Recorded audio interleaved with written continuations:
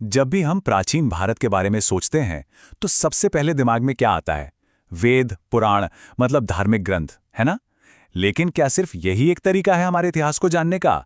शायद नहीं। चलिए आज इसी पर थोड़ी और गहराई से बात करते हैं।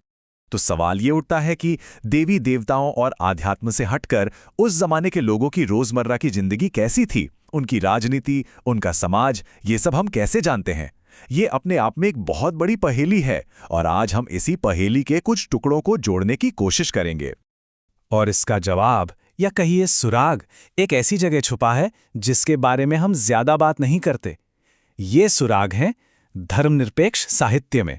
हाँ, मतलब ऐसे ग्रंथ जिनका फोकस धर्म नहीं बल्कि असली दुनिया थी। शासन, समाज, अर्थव्यवस्था और हाँ, कहानियां। तो ये ग्रंथ एक तरह से इतिहासकारों के लिए केस फाइल्स की तरह हैं। तो फिर शुरू करें अपनी पड़ताल। तो हमारा पहला सुराग हमें सीधे ले चलता है सत्ता के केंद्र में। सोचिए, एक ऐसी रूल बुक या प्ले बुक जो राजा महाराजाओं को ये सिखाती थी कि भाई एक बड़े साम्राज्य को चलाना कैसे है, उसे असरदार तरीके से मैनेज कैसे करना है। और इस तरह की किताबों में जो नाम सबसे ऊपर आता है वो है कौटिल्य का अर्थशास्त्र। देखिए, ये कोई पूजा पाठ या धर्म की किताब नहीं है। ये तो एकदम प्रैक्टिकल गाइड है, एक मैनुअल है कि राजकाज कैसे चलाना है, इकोनॉमी कैसे संभालनी है और ज़रूरत पड़ने पर जंग की क्या रणनीति होनी चाहिए। और ये सिर्फ हवा हवाई बातें नहीं हैं, ये हमें मौर्य साम्राज्य के अंदर झांकने का मौका देता है, मतलब भारत के सबसे शक्तिशाली साम्राज्यों में से एक। और हाँ, इसको लिखने वाले थे कौटिल्य, जिन्हें ज़्यादातर लोग चाणक्य के नाम से जानते हैं। तो अंदाजा लगाइए, सिर्फ एक किताब से हमें मौर्य साम्राज्य का पूरा ढांचा समझ में आता है। उनका पॉलिटिकल सिस्टम कैसा था, इकोनॉमी कैसी चलती थी, अरे यहाँ तक कि उनकी धार्मिक मान्यताएं क्या थीं, इसका भी पता चलता है। सही में ये तो जानकारी का खजाना है। अच्छा, तो राजनीति और शासन की बात तो हो गई।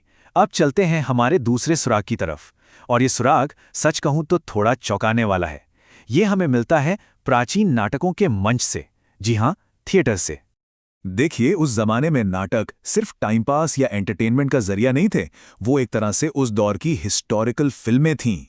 इन्हीं नाटकों के जरिए बड़े बड़े राजवंशों की कहानियां, उनकी जीत, उनकी हार, ये सब पीढ़ी दर पीढ़ी जिंदा रहती थीं। मिसाल के तौर पर विशाखदत्त का नाटक है मुद्रा राक्षस। इसमें नंद और मौर्य वंश के बीच की जो राजनीतिक खींचतान थी, वो बड़े दिलचस्प तरीके से दिखाई गई है। या फिर कालिदास का मालविकाग्निमित्रम ले लीजिए।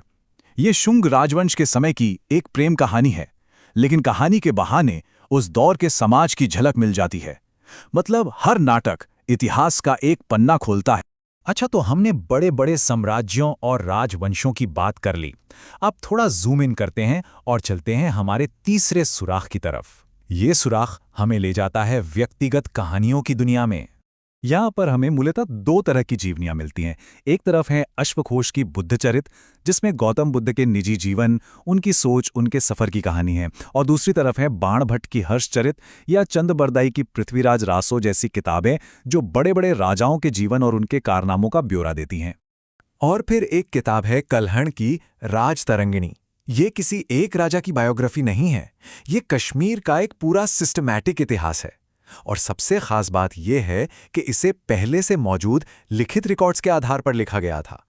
मतलब ये उस जमाने के हिसाब से एक प्रॉपर हिस्टोरिकल रिसर्च थी, जो वाकई में एक बहुत बड़ी बात है। तो अब तक हमारी खोज का दायरा काफी हद तक उत्तर भारत के बड़े साम्राज्यों तक सीमित था, लेकिन अब इसे थोड़ा और फैलाते हैं।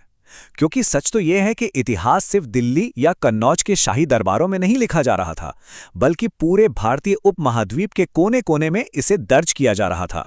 देखिए, एक बात समझनी बहुत जरूरी है। प्राचीन भारत कोई एक मोनोलिथिक चीज नहीं थी। यहाँ जबरदस्त विविधता थी, और इसी डाइवर्सिटी की वजह से हमें अलग अलग इलाकों से अलग अलग तरह के ऐतिहासिक सोर्स मिलते हैं। और जब हम इन सबको एक साथ रखते हैं, तब जाके इतिहास की एक ज्यादा मुकम्मल तस्वीर बनती है। जैसे अगर हम दक्षिण भारत की ओर देखें, तो वहां हमें मिलता है संगम साहित्य। ये तमिल कवियों की कविताओं का एक बहुत बड़ा कलेक्शन है, और इसकी खूबसूरती ये है कि ये सिर्फ राजा महाराजाओं की बड़ाई नहीं करता। इन कविताओं में आम लोगों की जिंदगी है, उनका प्यार, उनकी लड़ाइयाँ, उनका समाज, सब कुछ। ये पहली से तीसरी सदी के तमिल जीवन की एक जीती जागती तस्वीर पेश करता है। और ऐसा नहीं है कि ये सिर्फ दक्षिण में हो रहा था। उत्तर के अलग अलग हिस्सों में भी लोकल हिस्ट्री लिखी जा रही थी। जैसे सिंध का चचनामा है जो अरबों की जीत की कहानी बताता है। नेपाल की वंशावलियां हैं जिनमें राजाओं की पूरी लिस्ट और उनके शासनकाल का ब्यौरा है। असम से लेकर गुजरात तक हर इलाके के अपने रिकॉर्ड्स थे, और ये हर एक रिकॉर्ड इतिहास की इस बड़ी सी पहेली का एक छोटा पर बहुत जरूरी टुकड़ा है। तो अब हमारे पास अलग अलग तरह के कई सुराग आ गए हैं। रूल बुक्स हैं, नाटक हैं, बायोग्राफीज हैं और लोकल रिकॉर्ड्स भी। तो अब वक्त आ गया है कि इन सारे टुकड़ों को एक साथ जोड़ें और देखें कि आखिर हमारे सामने क्या तस्वीर उभर कर आती है। तो देखिए ये पजल जुड़ती कैसे है। पहला टुकड़ा अर्थशास्त्र जैसी किताबें जो हमें बताती हैं कि सरकारें और साम्राज्य चलते कैसे थे। दूसरा टुकड़ा नाटक जो हमें राजवंशों की यादें और उनकी कहानियां सुनाते हैं। तीसरा टुकड़ा जीवनियां जो इतिहास में इंसानी पहलू को जोड़ती हैं। और चौथा टुकड़ा ये क्षेत्रीय रिकॉर्ड्स जो हमें दिखाते हैं कि भारत हमेशा से कितना विविध और बहुरंगी रहा है। तो इससे एक बात तो बिल्कुल साफ हो जाती है, इतिहास कोई एक सीधी सपाट कहानी नहीं है। ये तो एक बहुत बड़ी कॉम्प्लेक्स पहेली है जिसे समझने के लिए हमें हर तरह के टुकड़े को देखना पड़ता है।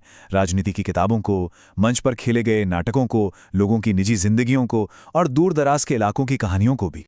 और ये सब हमें एक बहुत ही दिलचस्प सवाल के साथ छोड़ जाता है।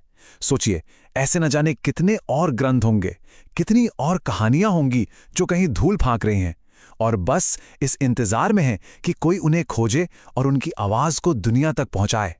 सोचने वाली बात है ना।